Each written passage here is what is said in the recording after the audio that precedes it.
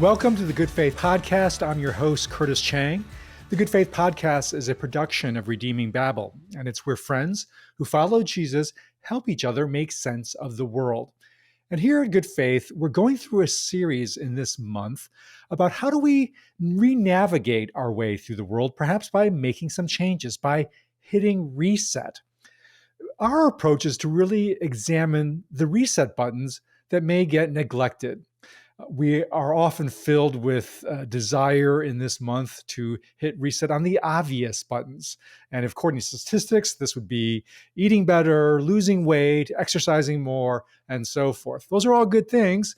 But our series is trying to call attention to perhaps areas of our life that actually need the reset, but don't get a lot of attention. And for one reason why sometimes areas in our life or behaviors that need to get reset don't get the attention is simply because we lack the information that we need to motivate us that, hey, a change is needed. A classic example of this would be smoking. For decades, we thought there's no need to change our smoking habits until finally enough medical research and information accumulated to actually point us to the need to reset that if we were addicted to smoking. I think we are approaching a similar point in our relationship to our smartphones, especially when it comes to youth and teens. That 2024 has been a year filled with mounting evidence that really is starting to point the way to that smartphones and our relationship to our smartphones needs to be re-examined and readjusted in a pretty significant way. And so I wanted to explore that topic with my friend that was just, I thought is perfectly suited for this.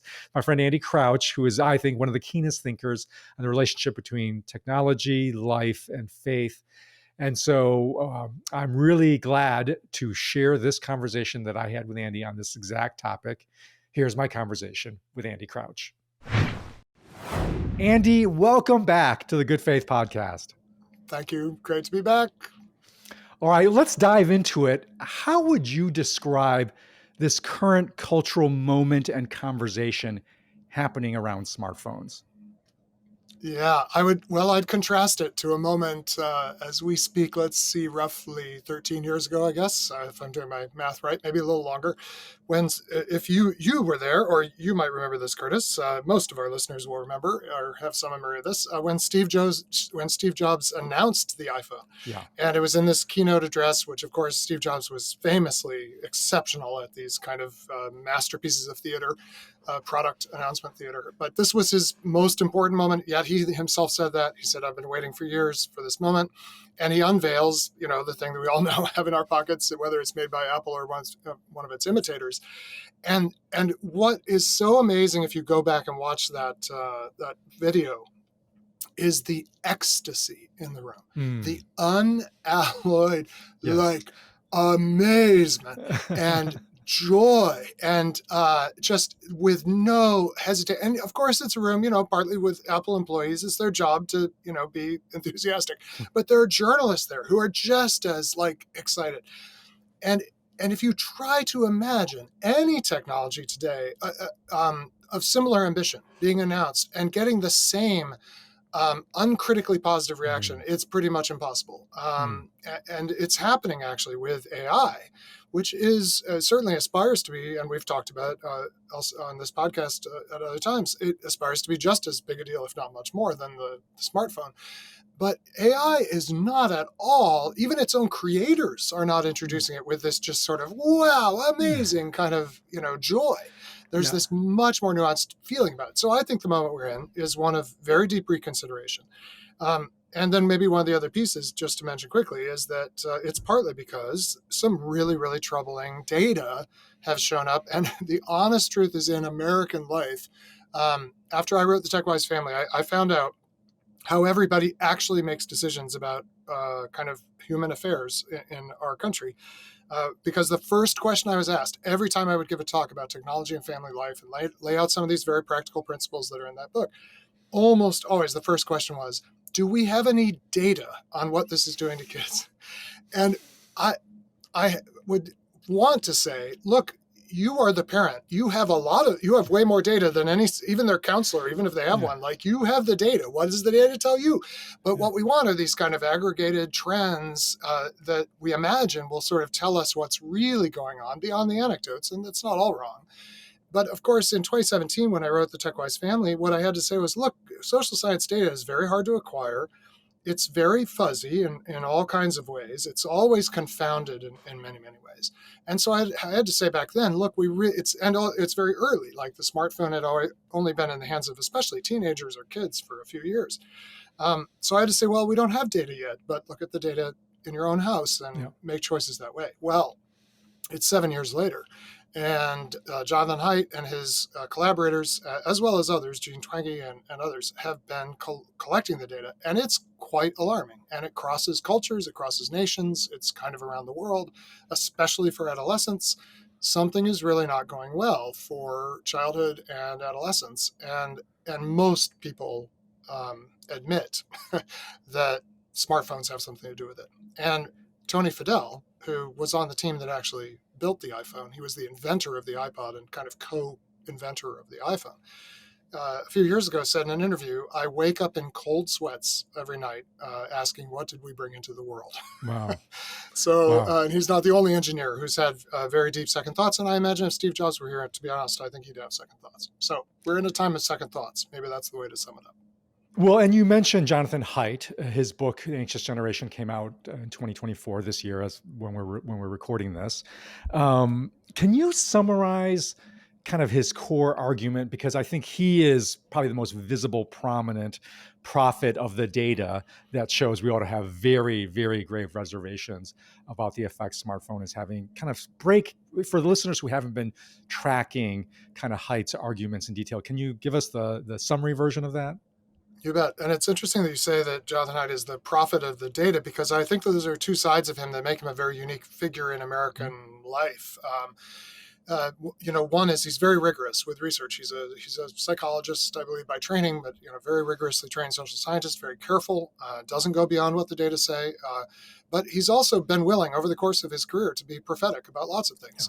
And interestingly, this book that has been on the New York Times bestseller list for quite a while, called The Anxious Generation, which is about this phenomenon with smartphones and kids. He was actually writing a different book. He was working on a book about kind of how social media is deforming our democracy. But as he was doing kind of the background research for this book, he started just accumulating data, or sort of reading the studies about what it was doing to kids, and became persuaded that, in fact, that was far more important than anything that was happening to our democracy, and far more actually justified by the data also. There's a clearer story to tell. And the story that John tells in the book has two kind of parts to it. And it's very important that they're both there, I think. And I think it's extremely insightful that they're both there. And one is the rise of the phone-based childhood. And that's what we kind of think of when we think of kids with smartphones. And most kids do have smartphones, certainly by middle school. Probably the majority of American kids do right now. And it has meant that a lot of the things that used to happen some other way, like getting lost and finding your way, now for kids, childhood happens mediated through these glowing rectangles. But the really interesting thing that John does in the book is he actually says the first thing that happened was not the rise of the phone-based childhood, but the decline of the play-based childhood.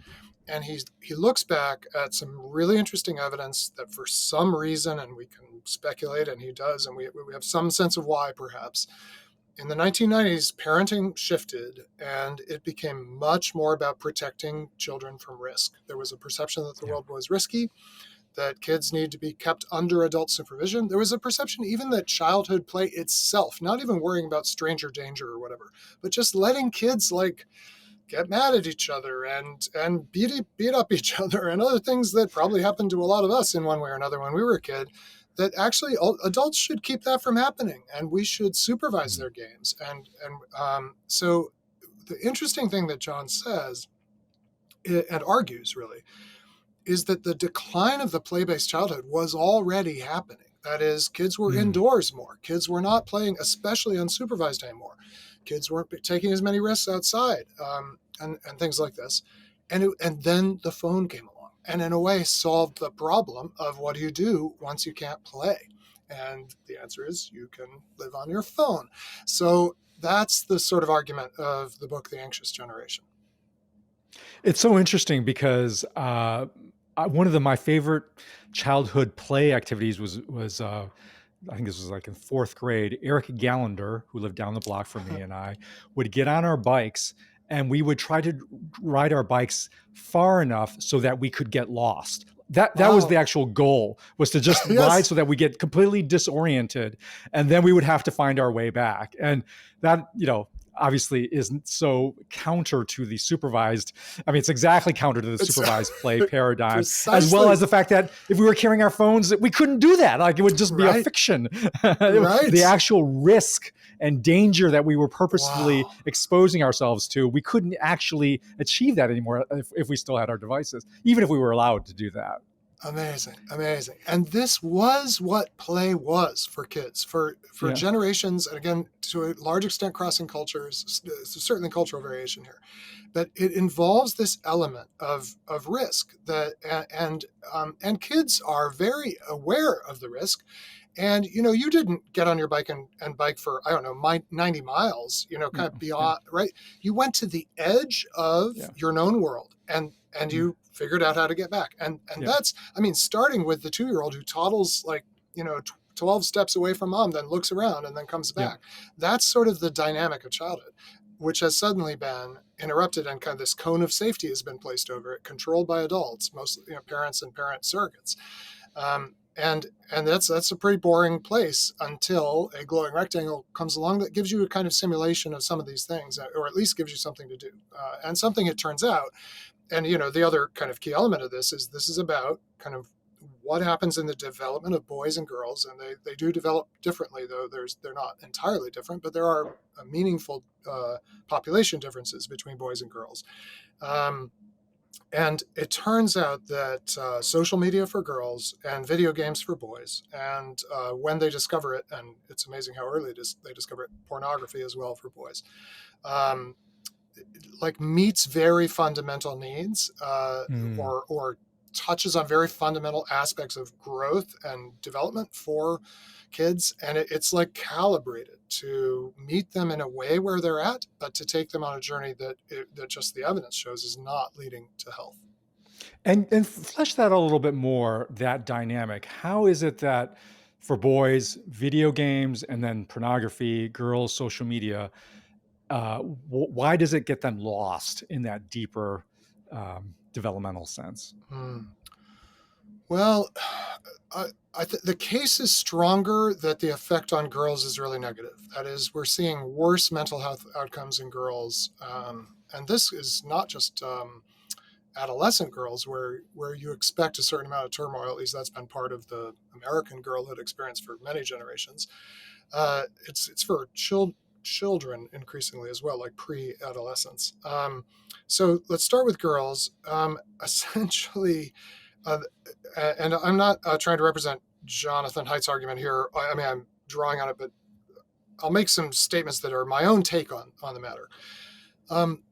Girls are really motivated to connect with and interact with and figure out how to cooperate with and also subtly compete with other girls. They're very social creatures by and large. And everything I'll say here is kind of about generalization, but it's a meaningful generation that's I think backed up by common sense experience and just what we see when we look around us.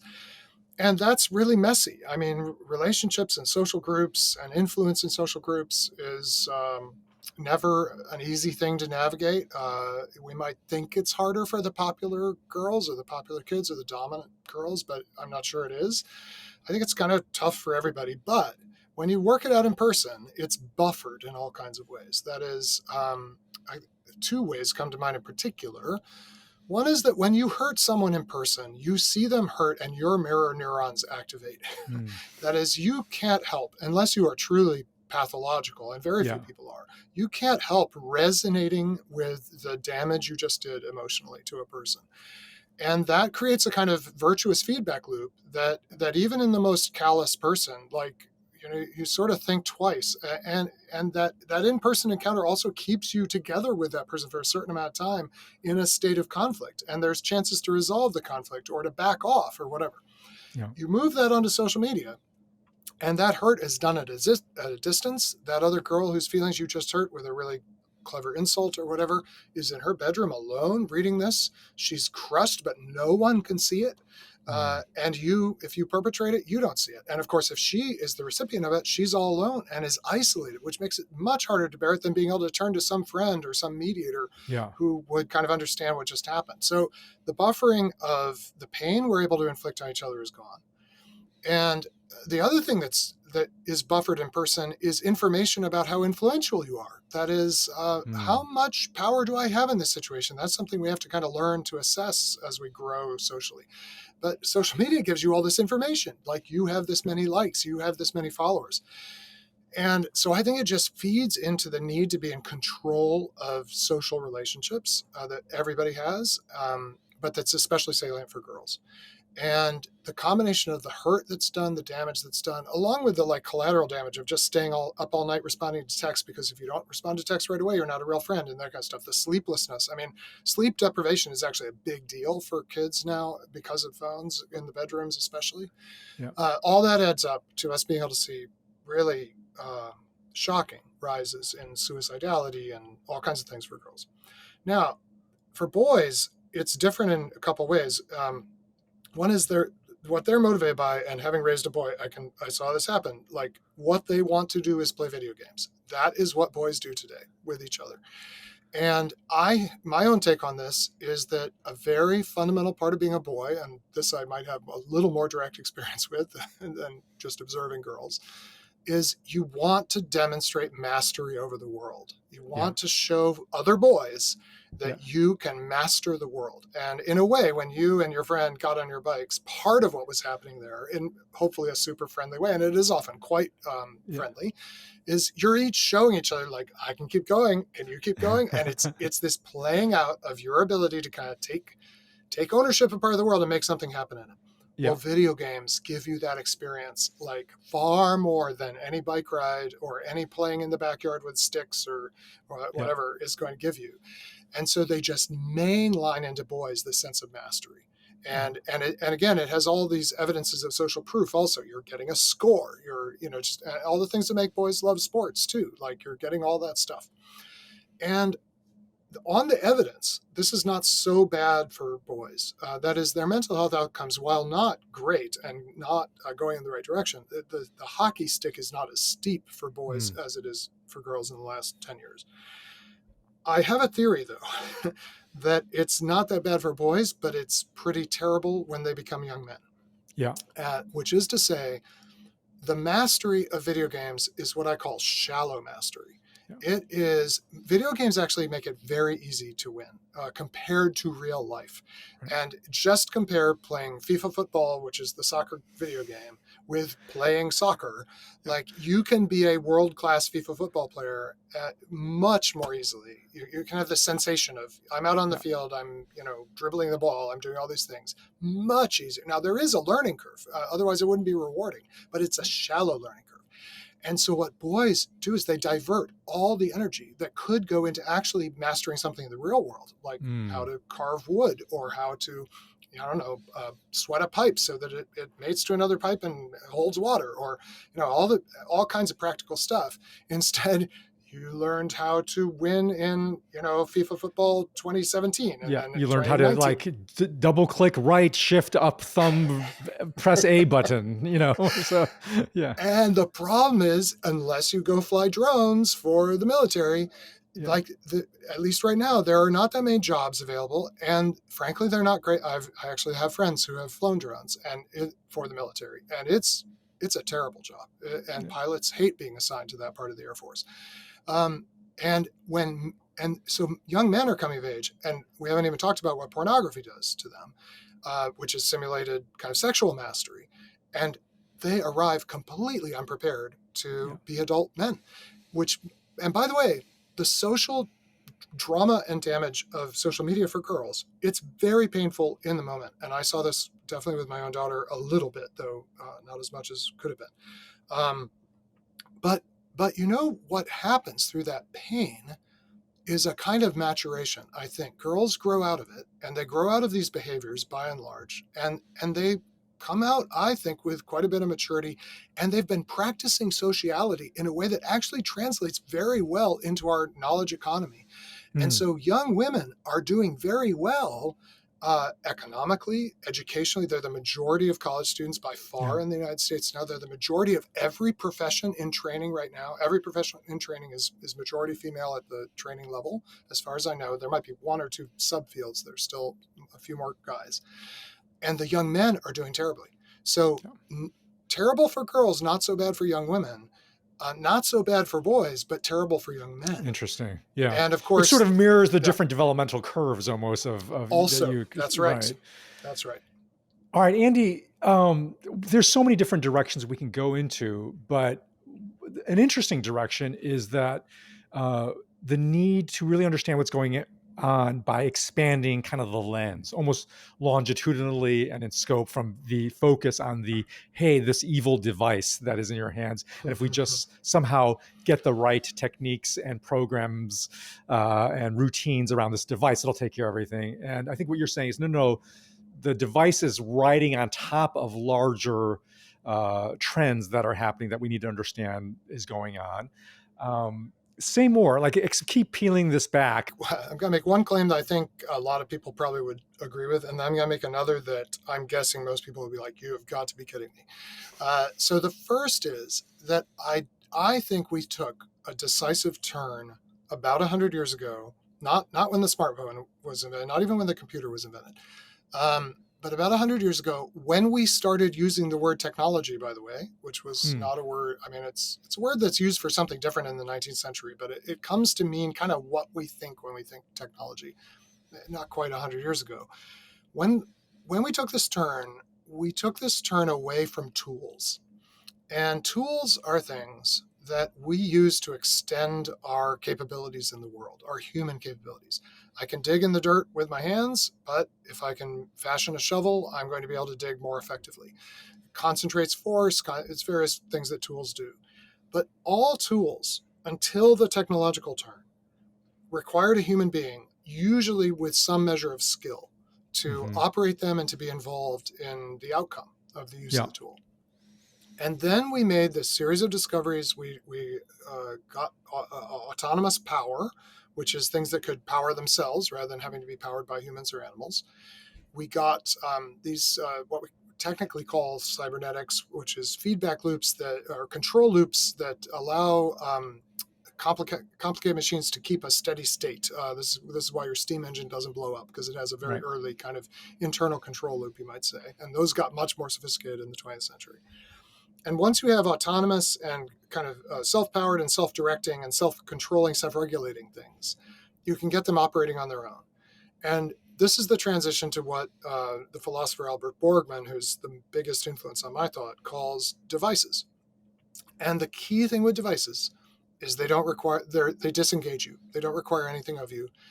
And also, very often, they don't actually require much skill to operate. And if you have skill, it's not relevant. The thing does the thing without Yeah. you needing to.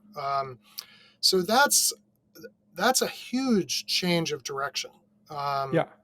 I mean, we've had tools for all of human history, but suddenly we have these things that operate by themselves and seem to give us things we want. So the furnace in my basement just does its thing without, I don't have to chop the wood. I don't have to regulate the temperature. I set the thermostat. I'm done. And this starts the trend towards a disengaged life. That is a life that we're actually, the life we aspire to is a life of leisure, where hopefully eventually, if the Jetsons comes true, there will be like things that do everything I want. Or maybe Wall-E comes true, right? Because this is kind of the world that Wall-E shows us on the starship or whatever, the Axiom. Is a world where the robots literally are doing everything, and we get to sit in little hover chairs and hover and have slushies. So that's, I think, not that uncontroversial to say we took, long before we got the smartphone device, which relieves us of so many burdens, but also relieves us of so much engagement with the world in a way, with the real world, the kind of full embodied world. We were already on this path. Mm-hmm. the other thing, which is crazier, is that I think we intentionally, might not be the right word. We I would say deliberately took this path toward being less engaged with the world because we had a dream that had been handed to us from hundreds of years, of what it would be like to have real power. And the name of the dream is magic. And the dream of magic, which has been part of the story of Western science all along, because we call it alchemy, the dream of the alchemists was to have this kind of instant, effortless, and I think importantly, impersonal power Yeah. that didn't require you to have a relationship with any other people, power that didn't require you to have a relationship, say with domesticated animals who would help you do the work, power that would just be at your command whenever you want it. You lift a finger or you wave a wand or say a spell and something happens. And that dream has been part of the human story for a long time. It's just that science figured out enough of how the world works in some fundamental ways that we actually sort of get to have that experience now. We're all magicians now. Yeah. But there's always been a warning about magic in the biblical tradition. There are maybe some religions that are pretty much happy with magic. Roman religion was very much suffused with magic. But Christianity and Judaism before it and the Bible always really strongly say, do not try to have this kind of power. And why is that? Well, I think we're starting to see that it's not so great. I think actually magic's not so great. But so that's my deeper theory. And so what are girls trying to do? They're trying to do social magic. What are boys trying to do? They're trying to do kind of world mastery magic. And both of them are finding out this actually is strangely leaves you unshaped and formed as a human being and very susceptible to the worst of what others can do, but maybe even the worst of a kind of spiritual world that impinges on your world and the worst that it can do.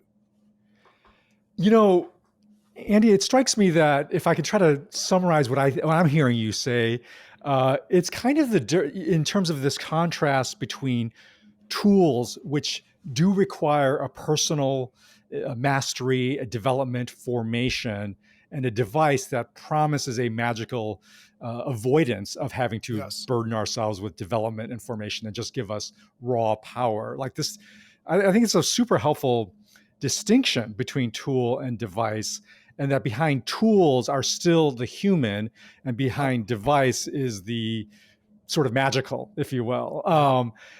It strikes me that you can almost kind of symbolize that difference in between a Rand McNally paper map and Google Maps, right? So when I got lost, I had to take out that map from the dashboard, but that was a tool because I still had, there's a tremendous amount of mastery in map reading, like orientation, locating yourself on this sort of 2x2 paper versus a 3-dimensional world, figuring out where to go, orient. It's a map. There's a reason why Boy Scouts taught map reading as a formational skill, right?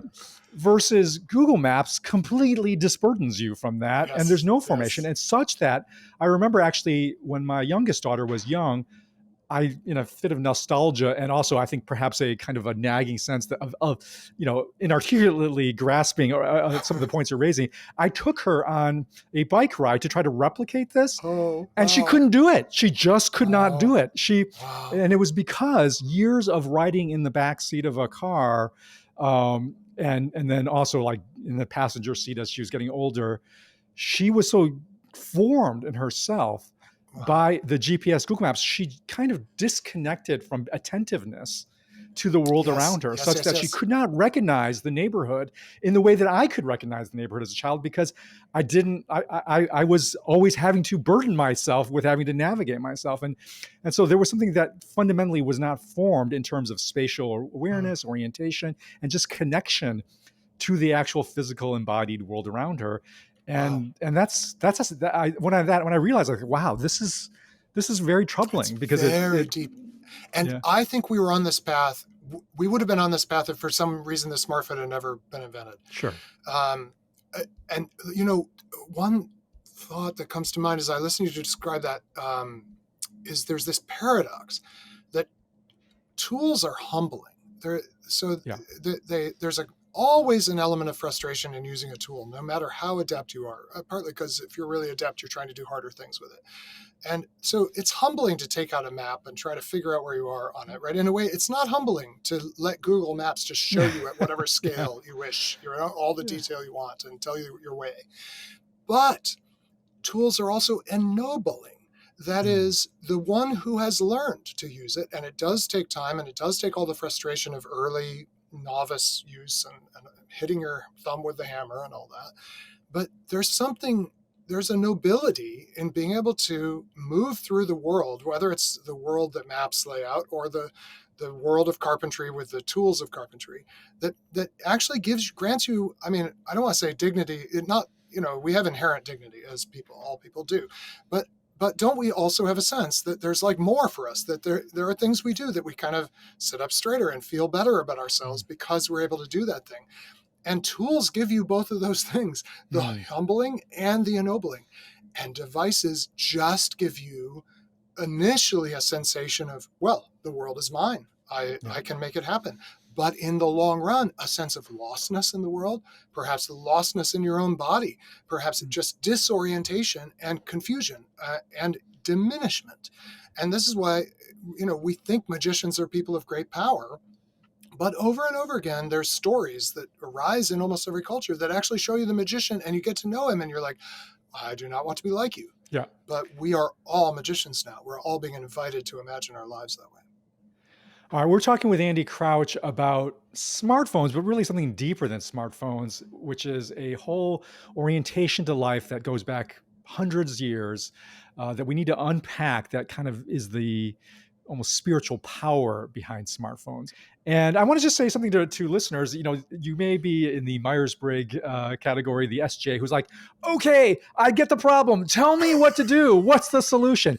Hang on. I'm not sure if we're going to get there, but I do think... but hang on anyway.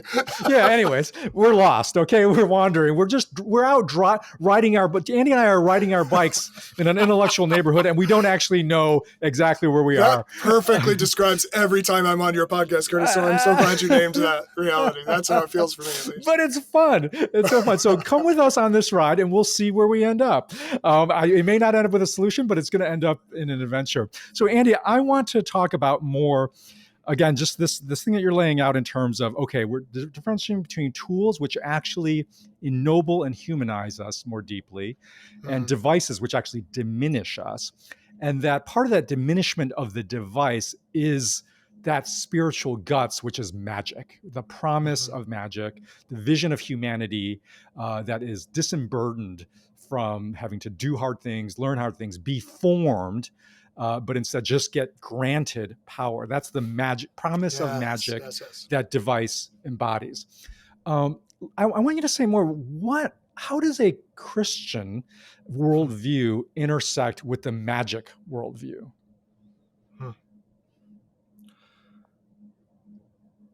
Well, I think you don't think about this stuff for too long before you think about the original deception, as told by the Bible, where the man and the woman are in this world they're meant to tend with humility and dignity, or even nobility. Milton does a beautiful job of this, kind of grasping what unfallen humanity would look like. And it'd still be us, like still the size we are, the shape we are, the nakedness we experience, and yet with this incredible dignity and capacity in a way.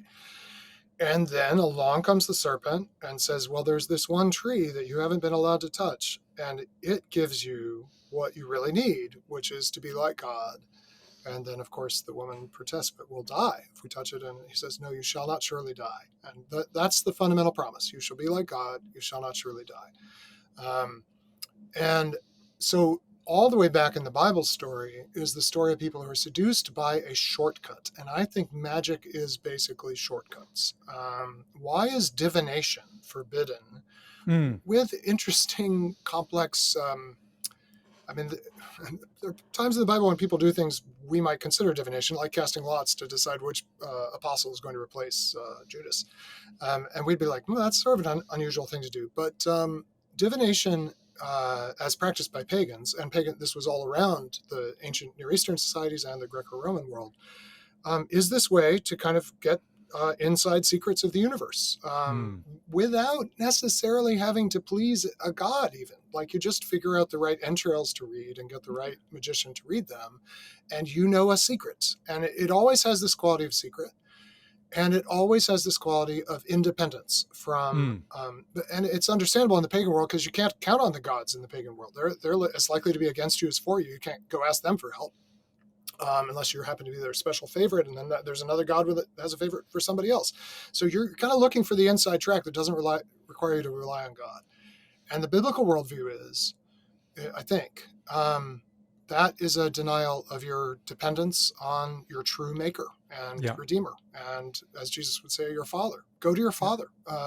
Approach the father. You have the dignity to do that. You don't need a secret roundabout way to get what you want. Ask if you need bread, ask for bread. The devil, by the way, tempts Jesus with magic.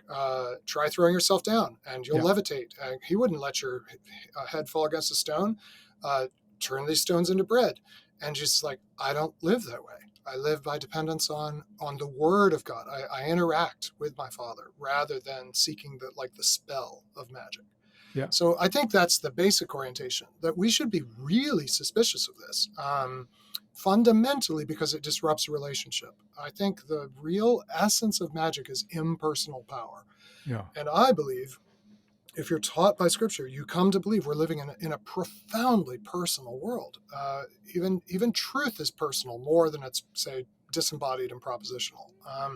So, does that make sense? Does that? It does. It sounds like in the big biblical narrative, from the very creation mandate to the formation of the people of Israel, the vision we have of what humans were made to do is to be formed in relationship with their creator so that they could achieve true mastery in the proper biblical sense of being a steward, a regent, co-regent of our God to master in a careful, loving, attentive, and personal relationship to the world versus a disembodied sheer exercise of power that some device grants us that takes a shortcut around that long process of submission and formation, which, in the New Testament we would call discipleship. That kind of formation to be a person in the world representing our God in that true mastery. So that seems very resonant with the Old Testament vision. Take us to Jesus, because you started doing that already, how Jesus essentially represents Israel in facing that temptation of magic, of shortcut in the wilderness. Follow through more how Jesus interacts with the technology or the device temptation of his day. Well, this is super interesting. So I would say the Roman Empire was the first technological empire. Now, the Roman Empire was also pagan and had lots of what we would readily call magic, divination and, priests and incantations and all that kind of stuff. But it also had technology. And even if you compare it to like the Persian Empire, it had a level of technical facility with the world that no people in the West, China's a separate, kind of stream, but in the West, and in its history, like suddenly there was this group of people, partly because they conquered the Greeks and the Arabs and they picked up a lot of their knowledge of the world, and they were very practical people, the Romans, and they did a lot of really practical things. And so they had engineering, but they had two technologies to a greater extent that I would actually call the first two quasi-magical devices or whatever, that are not just tools, but go beyond that, and that in their own time when they were invented were recognized as having this kind of quality that a hammer doesn't have. And it was money and writing. So money allows you to condense into this object a representation of value that is not just connected to that object's productive capacity. In fact, in the long history of money, its connection to productive capacity dwindles and dwindles, and even its connection to the scarcity of the metal, for example. I mean, originally it's just, hey, gold is worth a certain amount, a certain weight of gold is worth a certain amount, and you can carry it around. But once you start minting coins, and you say, this is a 1 sesterce coin, or this is a denarius coin, the value is now this sort of spiritual reality that somehow is condensed into a material thing, that if I have that thing, I can get other people to give me stuff. And that's different from having land that produces fruits that I can, maybe trade with my neighbor. Like money floats free of certain conditions of, I would say, human nobility or human humility, but maybe also dignity, and allows me just get stuff done. Well, and relationship, right? It's a disembodied Without thing that just, relationship. yeah. That's right. If you're going to trade with me in a non-monetary way, you probably want to know who I am. You want to know where I live. You want to know how reliable I am. But if I walk in with a bag of coins and you need coins, you're not going to ask a lot of questions, nor do you need to, nor do I need to disclose any of that. Yeah. So money is impersonal. It's abundance without dependence, which is John Tyson's great phrase. That's sort of the promise of money or mammon. Now, writing also, we've always had speech. Human beings are the main way we use language is we speak to one another. We form sounds with our bodies encounter others through speech. Writing allows you to abstract from that embodied way of communicating and send your words across space and time in a way that speech does not do, especially before recorded speech. Right. So these are because I can get that knowledge without having a relationship with the person who has that knowledge. Amazing. Exactly. Yeah. I mean, maybe you write a personal letter, but maybe you write a treatise on something and lots of people read it who never met you, don't need to meet you, you don't need to meet them.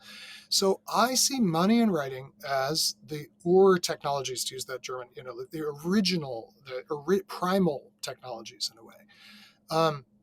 The really fascinating thing about Jesus is he did not use either one. Really, he didn't. He did not write.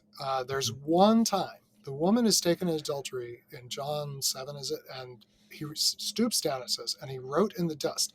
It doesn't say what he wrote, and presumably it's in the dust, so it just kind of blows away. It's hard to know even why that detail is there, but it certainly gives us no independent communication from Jesus.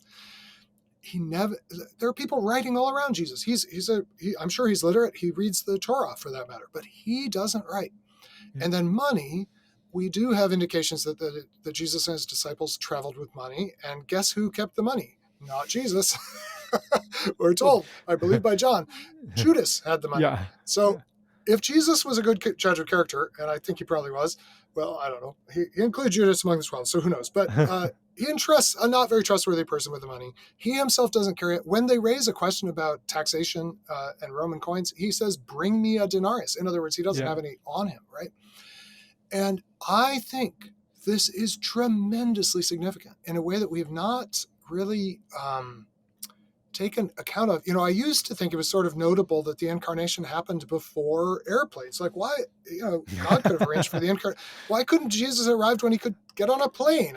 Wouldn't it be useful for the Son of God? Or, media, like broadcast, like, you can think, and you're like, well, Jesus, if you just waited a few thousand years, you could have been a lot more effective. But this is what led me to realize, oh, wait a minute. The most important technologies, like the ground technologies of all the others, the devices that make possible all the others, were already there in Jesus' world, and he didn't use them. And I think this is very intentional, actually, as I've reflected on it. Well, we're going to have to unpack that because I'm guessing Andy Crouch, as the author of numerous books, and somebody that I think gets paid by your employer, you're not saying in a straight line fashion, ergo, we ought not to be engaged in writing or actually handle money at all. But there is something we need to wrestle with. There's a warning or a caution there. Exactly. There. And so I was thinking about this and thinking about how to draw a through line. Like, to what extent do we see the early church pick up something about Jesus's own complex and sophisticated engagement, I think, with technology devices, money, in particular, money and writing. And my mind went to Acts 19. This is where Paul goes to Ephesus. So Ephesus in the ancient Near East would be sort of like the Silicon Valley of ancient. It's considered one of the 7 wonders of the world. The Temple of Artemis is there. It's a commercial hub. In Acts 19, Paul is preaching to Ephesus, and he begins with an emphasis on the need for personal formation by Jesus, right? Because he asks, hey, did you receive the Holy Spirit? What? No, you didn't? I need to lay my hands on you in this very personal embodied reaction, and you had to receive the Holy Spirit. Because before that, they were like, no, we just got this baptism by John thing. And so, there's something very emphasis about the name of Jesus, the personal laying on the hands that it conveys the very personal presence of Jesus, the Holy Spirit in them. And then Paul begins to do extraordinary miracles. And then this is that miracle power begins to encounter what you might call the device impulse, or the magic/device impulse, because it reports that even handkerchiefs or aprons that were touched by his skin could be carried away from him and still have some of that same power. It's the first device, right? Like it doesn't require the personal power. It's captured in this handkerchief or apron, and it actually seems to work. And then it says that, itinerant Jewish exorcists were like, let's get some of that device. Is it a subscription service, or do I have to actually purchase the whole thing? And he begins to do, and there's like these 7 sons of the Jewish high priest named Siva that are doing this.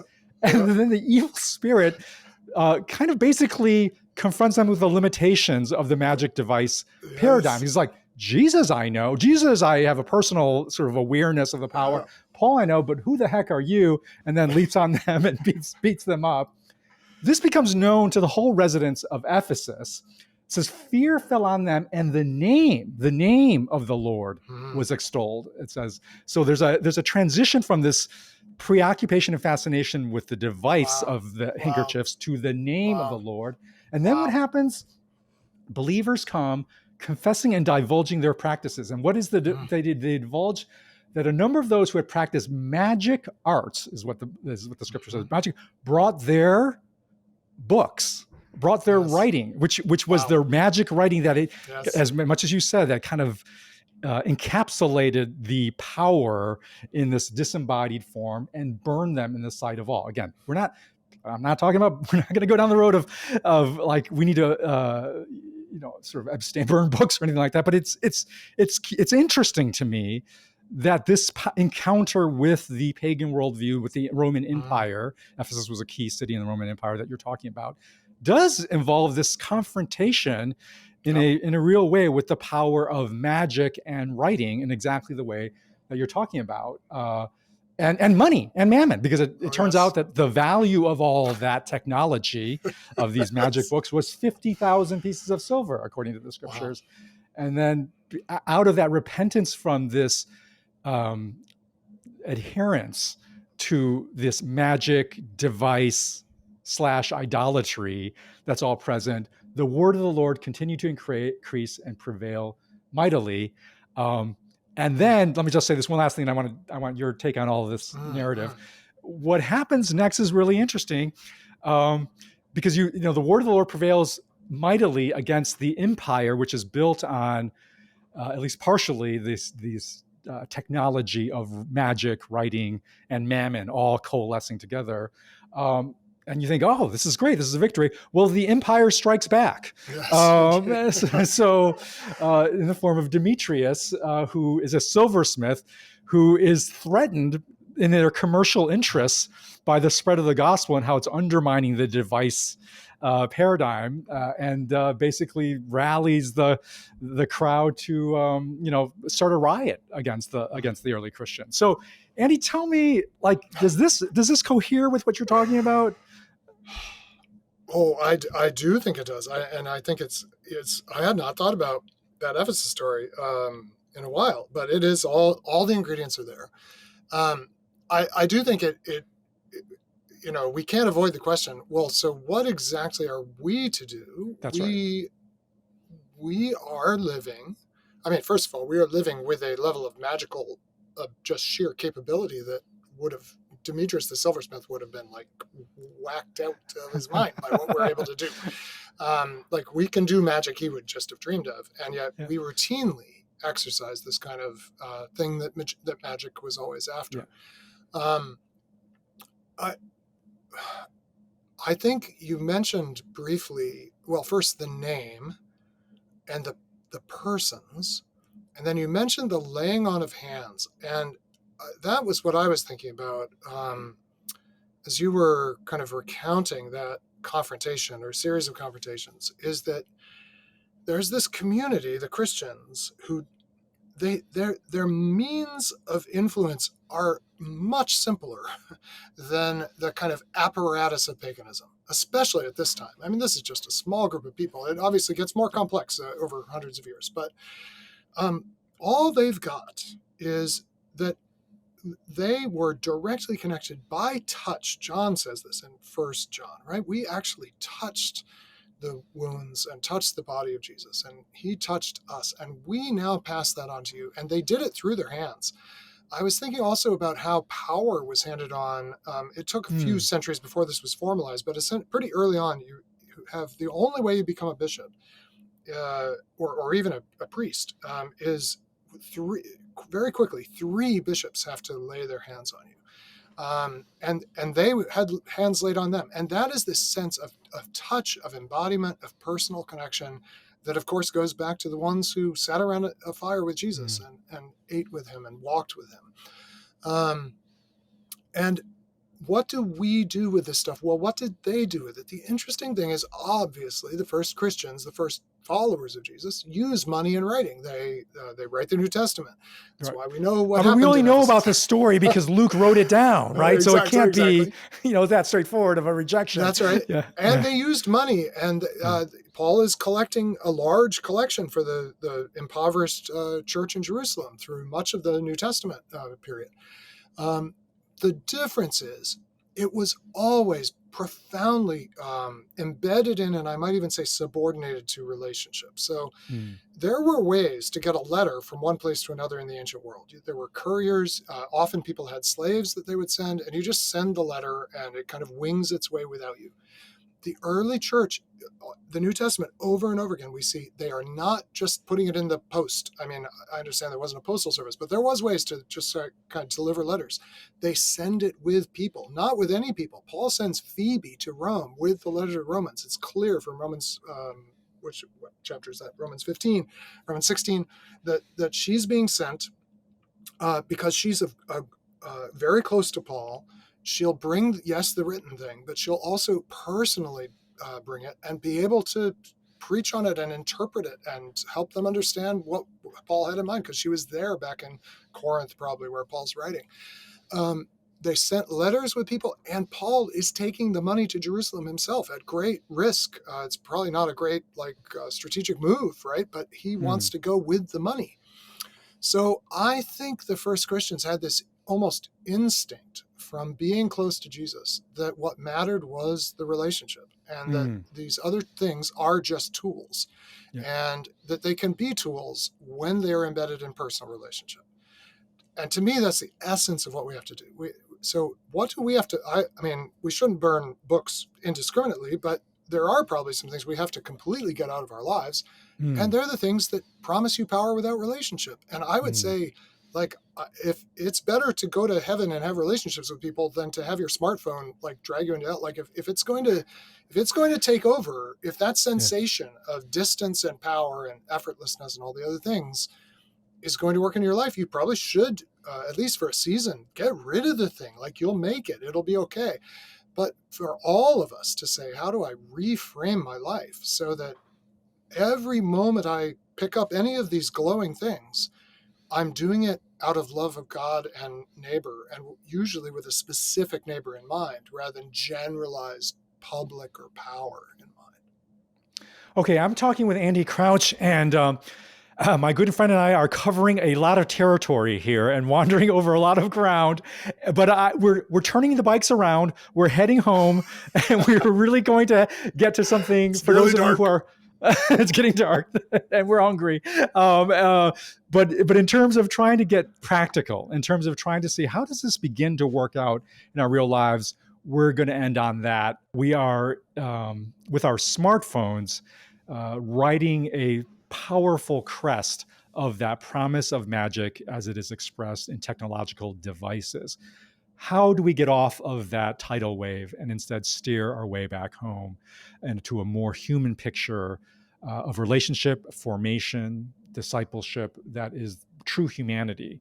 And so, Andy, you began talking about that it seems like, when we were talking about the New Testament, that the model we see, and the Old Testament, the model we seem to have is one of discerning practice that is not just a wholesale worship and submission to the prevailing ethos of, let's call it, magic and power, but it is willing to say, no, we're going to do some things very differently.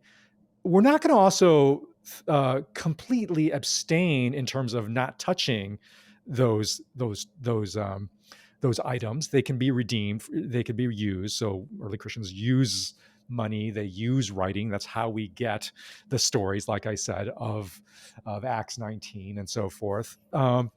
This seems like this is complicated. This is not a simple, just uncritically, it's all good. Just, it's all technology. It's all value, moral neutral. Just go with it. It's not that sort of, uncritical acceptance, but it's also not a, what you might call, for lack of a better word, a puritanical abstention from it that says that the way of salvation is to keep your hands pure and clean from any contact either. This is the incarnation. This is the incarnation where God comes into contact with the very complex mixture of human fallenness and glory, and we got to sort through it with the power of the Holy Spirit. So let's boil that down to this moment right now. And where we began was, what do we do with this particular expression of technology that is the smartphone? How do we bring about this kind of critical evaluation and creative engagement with a smartphone that navigates a way that's not just unthinking adoption, but yet not also kind of a puritanical abstention either? What could that look like? Well, I think I want to pull on a thread from earlier in the conversation, which is how long formation takes. That it's not instant. To become discerning is not instant. In fact, we should do a podcast on morality and purity, because what you kind of just made an implicit distinction between the purity responses, which just don't touch it, because it'll contaminate you, and all the purity regulations are set aside for Christians. But morality, which is really what is the good, is not by any means set aside. And but the discernment of the good, and then of course the virtue, in the sense that the capacity to choose it. The other thing about purity is it's like an on-off switch. You can quickly be pure or impure, but how do you become good? It takes time. So I am not going to be able to offer like a switch we can throw or a technique, like the search for a technique that'll put the smartphone in exactly its proper place. Like that's magic. It's an app. I think there's an app out there. It's called Morality. So what we have to do is create space and time for formation of ourselves and those entrusted to us. And this is why I do think in our own home, we have drastically, compared to most Americans in 2024, minimized the glowing things and frankly, all the devices, because we want there to be enough room in the home, which is really the primary formative community, certainly for children, but also for grownups, along with church and school. So I think of home, church, and school as unique spaces. Church can stand in for any religious community, but for Christians, it's church. That where, unlike anywhere else, the primary task of these three environments is to form us. In those environments, I think we do well to just radically minimize how much time people are spending with devices in their hands. I don't just mean smartphones, but including smartphones. But keep the smartphones tethered and use them when they're useful to look something up or check the weather or whatever. I now truly can say, like, it's just a tool for me now. Yeah. I can't remember the last time I was like, ooh, it's itching. But I remember what that was like, but it's been years since I felt that. So there is real freedom from this stuff after just a few formative decisions and then kind of following through on the order of years. You'll get there.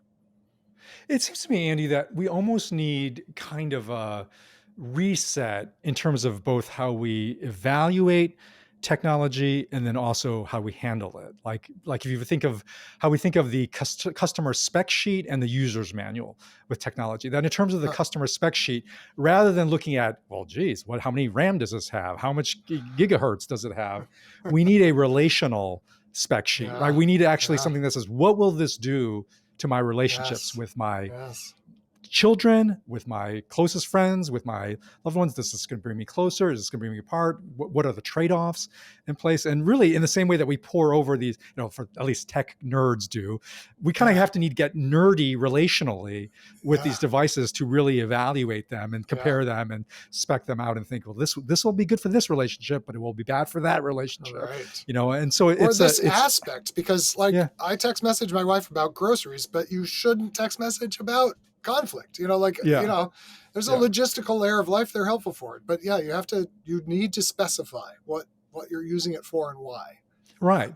And so a more spiritually informed spec sheet. And then also, it sounds like what you're saying, what I pick up is a spiritually informed user's manual, in the sense of how do we hold and care for these devices such that they are actually caring for our spirits, our spiritual formation, including things like, it seems like, one thing is like, what is my fasting practice with this device? What is my practice that I'm going to abstain from this device properly for periods of time to actually diagnose if there is unhealthy dependence, and also to make sure those unhealthy dependencies don't creep in. I think Christians, along with the rest of our culture, really are waking up to the need to be intentional, not just with kids, but for all of us. So I do, and I feel like there's a moment here. I think John Haidt's book it's shifting more than I ever hoped. I mean, I was hopeful when I read the book initially, but there's a change happening for sure. So I'm encouraged in a number of ways. And then I step back and I just think, but the dream of magic is so powerful. And I don't think we want to give it up. And there's this, when Babylon falls in Revelation, Babylon sort of is the Roman Empire, but also stands in for all empires. There's this wailing that happens from the merchants. From Demetrius. It's the empire, right? That strikes back, yes. And there's a fascinating detail in Acts 19 where Paul says, when the crowd finally quiets down, he's like, look, we're not here to blaspheme your goddess. And that's true. Like the point is not blasphemy. It's not to poke Artemis or whatever. It's just to name the true God and invite people to the true God. Yeah.